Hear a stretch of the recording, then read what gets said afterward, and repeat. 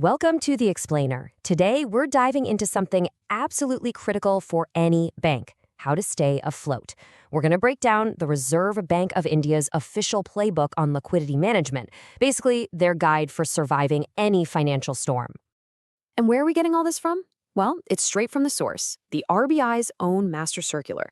You can really think of this as the ultimate rulebook, the document that tells every bank in India exactly how they need to manage their finances to stay safe and stable. All right, so here's how we're going to tackle this. We've got 5 key areas to cover. We'll start with the big problem itself, then get into the defenses and the tools banks use. After that, we'll talk about prepping for a crisis, the worst case scenario, and we'll wrap up with why being transparent about all this is so important. Okay, first up, the liquidity tightrope. This really gets to the heart of the challenge every single bank faces, day in and day out. It's this constant balancing act, right? A real tightrope walk between what they own and what they owe. So what is liquidity risk? Put simply, it's the absolute nightmare scenario for a bank, running out of cash when you need it. And this is a super important point. It's not about the bank being broke or having bad assets. It's about not being able to get your hands on money to pay people back right now. For a bank, even a tiny rumor that they can't do that, well, it can be absolutely catastrophic. Okay, so the RBI sees this as 2 sides of the same very scary coin. First, there's market liquidity risk. This is where you have stuff to sell, assets, but you can't unload it fast enough without taking a huge loss. Imagine having to sell your house for half its value tomorrow because you need the cash. That's the idea. Then you've got funding liquidity risk. This is when the money taps just turn off. The places you usually get cash from, like other banks or new deposits, just stop. Either way, you end up in the exact same spot, a serious cash crunch. So, how do you fight this? What does the RBI say banks need to do? You might think it's all about complicated financial models and whiz-kid traders, but no.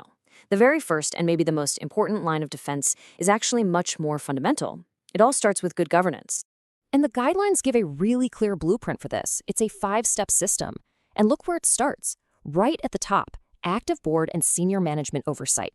This isn't some task you can just hand off to a junior analyst. The leadership has to own it. And from that top-level commitment, everything else flows. The policies, the ways you measure risk, the controls, the whole shebang. It's really about making risk management part of the bank's very DNA. And this quote right here, it just nails the RBI's main point. The ultimate responsibility lies with the bank's board of directors. That says it all, doesn't it? The buck stops right there, in the boardroom. This is talking about something called the ICAP, which is basically the bank's own internal risk report card. And the RBI is saying, in no uncertain terms, hey, board of directors, this is on you. Okay, so we've got the high-level governance, the philosophy, but how does that translate into what people actually do day to day? Well, that brings us to the nitty-gritty, the mechanics of something called asset liability management, or ALM for short. At the very heart of ALM is a surprisingly simple but incredibly powerful tool, gap analysis. Think about it. A bank's whole business model is a mismatch, right? They take our money, which we can ask for back tomorrow, that's a short-term liability, and they lend it out for a 30-year mortgage, a long-term asset. Gap analysis is just the tool they use to measure and manage the risks that pop up because of that timing difference. And this table is a perfect, simplified example of how it works. You see these time bands? A bank just slots its assets and its liabilities into these buckets based on when the money is coming in or going out. Now look at that first line, the 1 to 14 days bucket. The bank has 2,000 crores in obligations due, but only 1,500 crores in assets coming in. That leaves a gap, a shortfall of 500 crores. That's the red flag. That's the so what. Because if they don't do something about that gap, they might not be able to pay everyone who comes asking for their money. And that, my friends, is how a crisis starts. It's a problem the bank's Treasury team has to jump on like yesterday. So managing these little gaps day to day, that's just business as usual.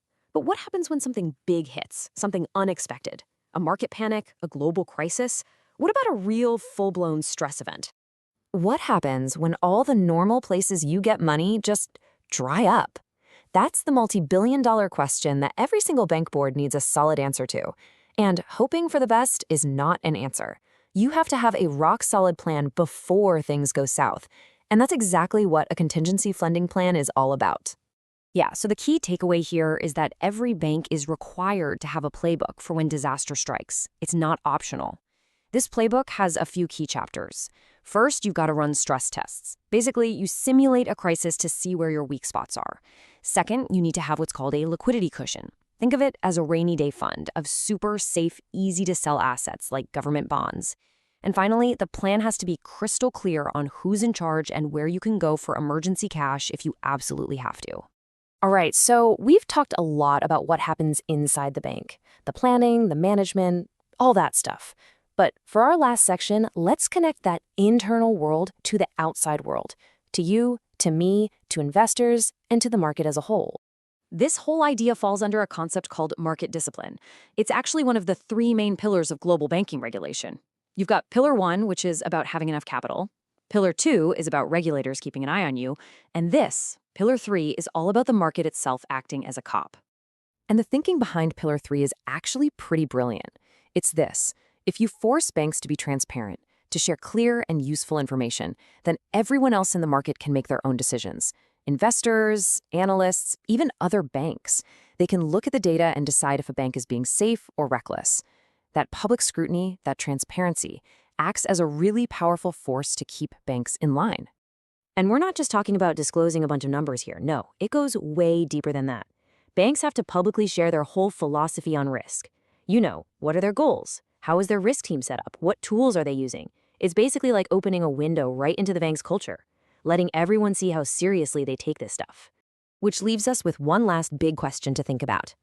If a bank's internal plan is its shield, and its public disclosures are its promise to the world, in today's world of instant information and social media, does the market's perception, shaped by those very disclosures, actually become the thing that decides if a bank lives or dies in a crisis? Can perception become a self-fulfilling prophecy?